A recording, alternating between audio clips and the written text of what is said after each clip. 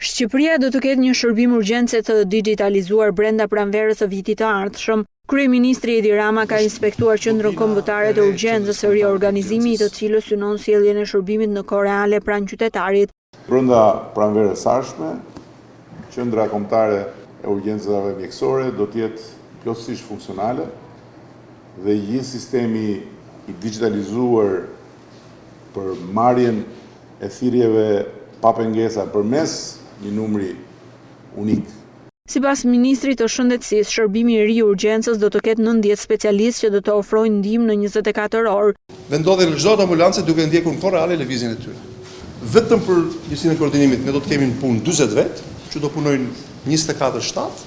Drejtori i shërbimit kombëtar të urgjencës Skënder Brataj tha se në bazë të riorganizimit do të ketë një përdorim më efikas të autoambulancave. Duke marrë një tregues shumë të rëndësishëm që nga një autoambulancë për 43.000 banor, kaluam në 25.000 banor. Në godinën e re do të instalohet sistemi digital i marrjes së urgjencave të çdo lloji dhe përgjigjja do të jetë në kohë reale nëpërmjet një numri telefonik të unifikuar pa pagesë.